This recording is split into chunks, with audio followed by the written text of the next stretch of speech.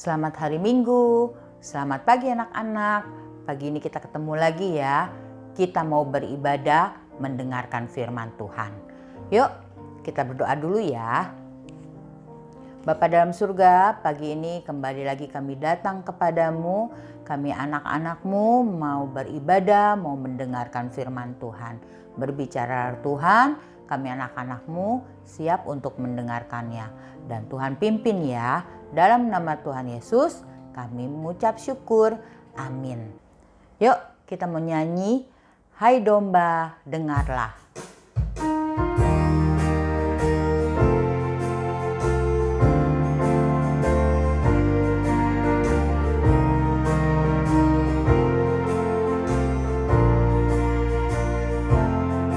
Hai domba dengarlah suara gembalamu memanggilmu pulang.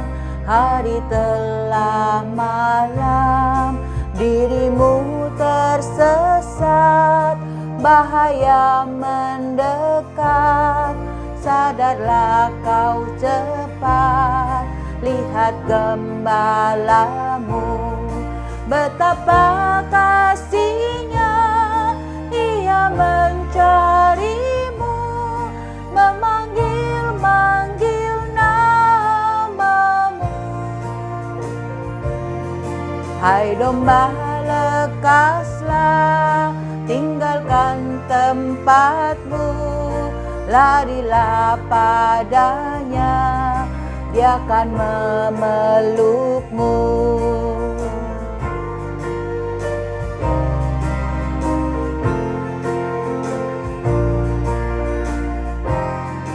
Hai domba dengarlah suara gembalamu memanggilmu pulang. Hari telah malam, dirimu tersesat, bahaya mendekat. Sadarlah kau cepat, lihat gembalamu. Betapa kasihnya, ia mencarimu, memanggil-manggil namamu. Hai domba lekaslah, tinggalkan tempatmu, larilah padanya, dia akan memelukmu. Nah anak-anak, sebelum kita mendengarkan cerita ini, kita mau lihat dulu ya, apa evaluasinya untuk minggu ini. 1. Ketika Paulus dan Silas melintasi tanah Frigia, Galatia, siapa yang mencegah mereka melalui penglihatan? 2. Apa penglihatan yang diberikan pada Paulus? 3. Sampai di Filipi, Paulus berjumpa perempuan-perempuan. Salah satunya adalah ... 4. Apakah pekerjaan perempuan itu? Nah anak-anak, diisi ya setelah mendengarkan cerita ini. Dan ayat hafalan untuk minggu ini terambil dari Yesaya 55 ayatnya yang ke-8. Sebab rancanganku bukanlah rancanganmu, dan jalanmu bukanlah jalanku. Demikianlah firman Tuhan. Sekali lagi anak-anak, Yesaya 55 ayat yang ke-8. Sebab rancanganku bukanlah rancanganmu, dan jalanmu bukanlah jalanku. Demikianlah firman Tuhan. Nah anak-anak, Barnabas dan Paulus mulai berpisah pelayanannya. Barnabas mengajak Yohanes Markus untuk melayani di daerah Siprus, di kampung halamannya. Dan sedangkan Paulus mengajak Silas dan beberapa orang untuk melanjutkan pelayanannya sendiri. Lalu Paulus juga bertemu dengan seorang anak muda anak-anak, namanya Timotius, dan dia diajak ikut di dalam pelayanannya. Nah anak-anak, Inilah perjalanan Paulus dari Antiokhia ke Derbe, masuk ke wilayah Galatia, lalu masuk ke Frigia. Nah, ketika Paulus sampai di Frigia, dia lanjut ke Misia. Dan ketika mau ke Misia anak-anak, ke daerah Bitinia, Tuhan Yesus melarang. Hatinya gak damai, sehingga dia tahu Tuhan tidak mengizinkan Paulus untuk ke daerah Bitinia. Akhirnya dari Misia, Paulus pergi ke Troas. Di sana dia menginap. Ketika malam itu dia menginap di Troas, tiba-tiba Paulus mendapatkan satu penglihatan. Ada seorang di daerah Makedonia memanggil-manggil, menyeberanglah kemari ke Makedonia, tolonglah kami. Inilah penglihatan Paulus. Dan akhirnya Paulus merasa inilah panggilan Tuhan untuk dia pergi ke daerah Makedonia. Maka anak-anak, mulailah Paulus merundingkan ini dengan rombongannya. Dan mulailah dia mencari jalan ke sana. Karena dia katakan semalam dia mendapatkan penglihatan orang di Makedonia memanggil-manggil dia. Nah, inilah mereka mempersiapkan seluruh perlengkapannya. Dan mereka berangkat mencari tempat penyeberangan menuju ke Makedonia.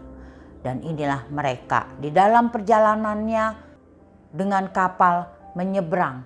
Dan sampailah mereka di Makedonia. Lalu mereka bertolak dari Troas dan langsung berlayar ke Samotrake. Dan keesokan harinya tibalah mereka di Neapolis. Sampailah mereka di kota Filipi. Di Filipi ini anak-anak, mereka menginap beberapa hari. Dan sampailah pada hari Sabat, maka Paulus bersama dengan teman-temannya jalan-jalan di kota itu.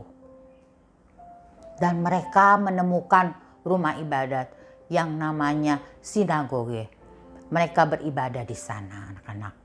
Nah, waktu mereka juga menyelusuri sepanjang sungai itu, ternyata ada perempuan-perempuan juga yang beribadah di situ. Langsung Paulus menjelaskan tentang Kristus, menjelaskan tentang pengorbanannya.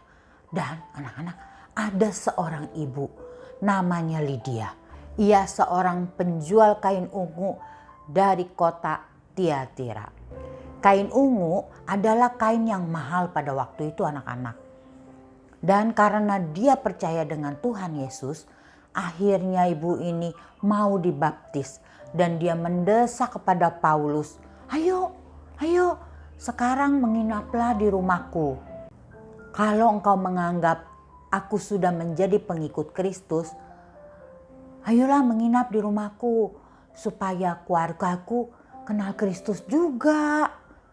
Dan inilah kesempatan Paulus untuk mengenalkan Tuhan Yesus kepada keluarga Lydia.